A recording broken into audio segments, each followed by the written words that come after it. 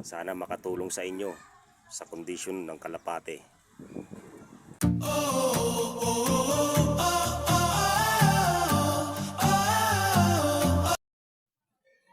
Isang magandang hapon mga tropa. Tungkol nga pala sa pagkukondisyon ng kalapate natin na pangarera. At sa mga nagtatanong sa akin kung ano daw ba pagkukondisyon at paano. So ito tropa, ikikwento ko sa inyo mga tropa para kahit papano makabigay ng idea sa inyo sa mga nagtatanong sa akin, sa mga nagmi-message sa akin mga tropa. Ito ang gawin nyo tropa, kasi ganito ang ginagawa ko. 2 weeks before training to tropa, nagpupurga ako ng kalapate.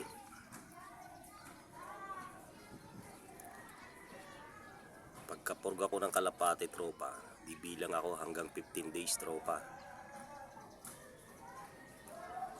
Pupurgahin ko ulit yun tropa, pangalawang purga. After 15 days, pangalawang purga tropa, bago mag-training yan. Kaya dapat tansya nyo na yung araw ng training nyo.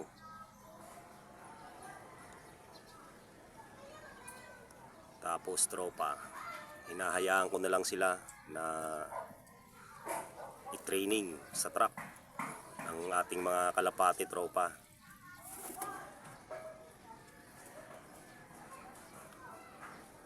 Wala akong binibigay na vitamins tropa, o kahit electrolytes tropa. Ganun ako tropa mag-training sa kalapati ko. Kahit 100 kilometers na tropa ang training, hindi pa rin ako nagbibigay niya ng supplement tropa.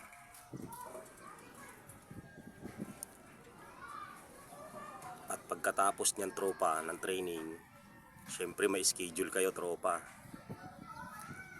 Bago mag-fundraise tropa,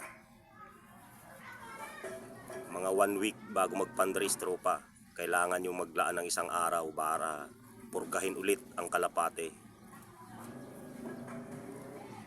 At doon na rin ako nagbibigay ng supplement tropa. Bago mag-fundraise, 1 week before fundraise, saka ako magbibigay ng supplement tropa. Kaya ako naman nasabi na hindi ako nagbibigay ng supplement sa training kasi hinahayaan ko lang sila na ma-develop ang lakas nila sa training. Kaya nagbibigay ako ng supplement tropa before fundraise, bilang suporta sa lakas nila tropa. Yun lang tropa ang ginagawa ko sa pagkukondisyon ng kalapate. At pagkatapos ng fundraise tropa, kung ano yung ginagawa ko ng pagbibigay ng supplement ng fundraise, tinutuloy-tuloy ko lang yung tropa hanggang sa karera, hanggang sa matapos ang karera natin tropa. Kung itatanong nyo naman sa akin ano ang mga supplement, marami tropa, maraming mabibiling supplement. Mayroong abot ng bulsa nyo lang tropa, para hindi kayo mamahalan sa presyo ng mga supplement tropa. At syempre tropa, hindi mawawala ang probiotic dyan tropa.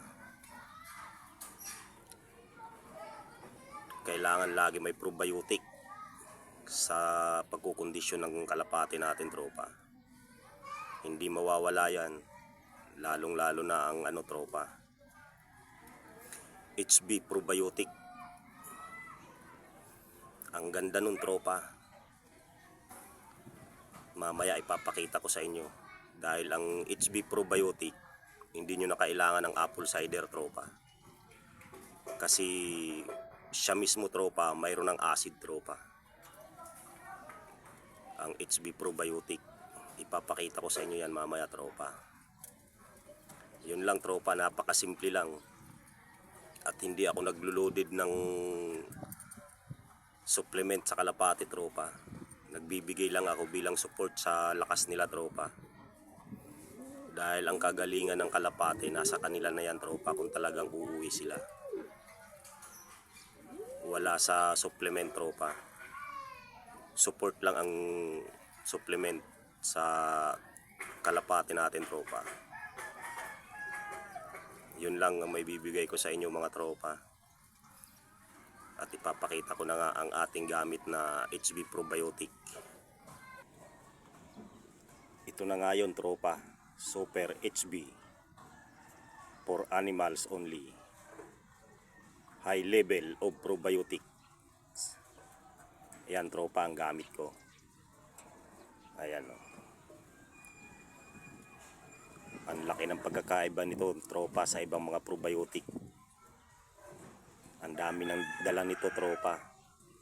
Yun na nga nabanggit ko kanina, hindi mo na kailangan ng apple cider tropa para panghalo sa probiotic tropa. Ito lang sapat na. Salamat tropa. Sana makatulong sa inyo sa kondisyon ng kalapate.